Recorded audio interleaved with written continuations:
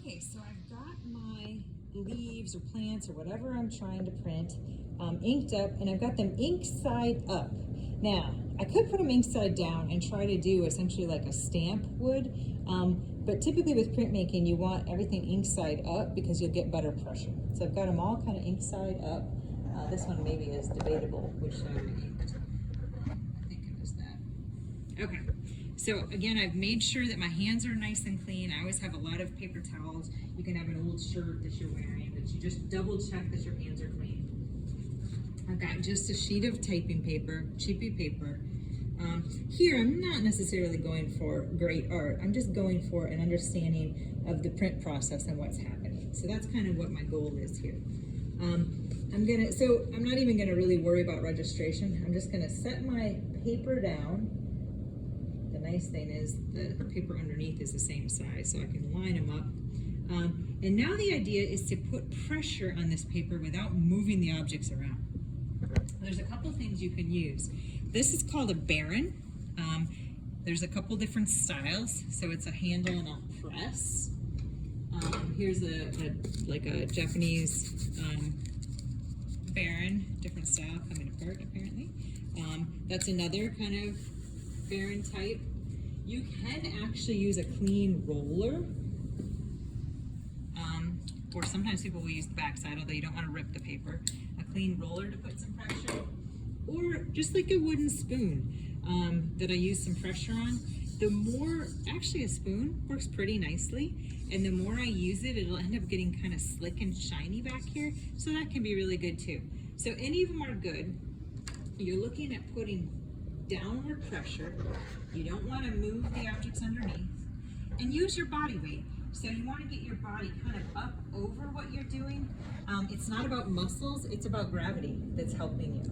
So I'll give you some examples here. I think I'm going to start with this just to give you a better sense, but I'm just going to push down, kind of hold my paper in place and put some pressure on those objects. And you'll actually, because it's cheap paper, start to see the image come through. But I'm just getting some nice pressure. I'm going to try that again. I want to not move the paper, so I'm kind of using this hand to hold the paper still. I'll try this spoon where I just sort of press. Spoon's nice because I can get some nice edges.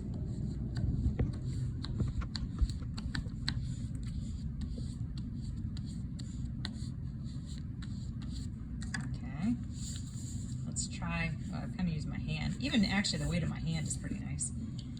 I'll try this to show you.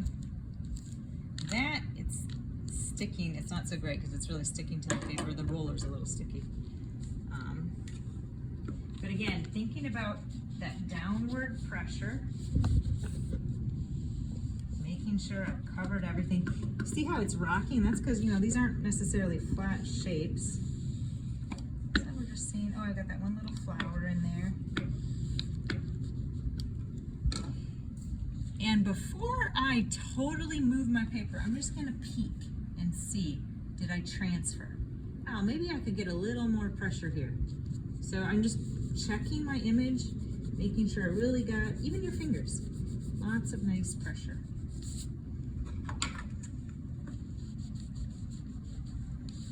I always think for printmaking, you should play the song Under Pressure in the background, because that's what it's all about. I'll peek again, not too bad. And I can peel it up and see what kind of image I got. Now this and this, I must have moved it. That's why I've got that double blurry image. Whereas this is really kind of nice. You get some nice veining on your leaves. So I want you to try this, do a few of these and really see what kind of pressure you need, how much ink you need. If you're getting a really blurry image, it's probably got too much ink. If you're getting this kind of multiple edge, that's because you're moving stuff underneath. Try to get a sense of how the ink works and what kind of designs you can get, and ultimately see if you can create kind of an interesting piece of artwork by the way you arrange your patterns.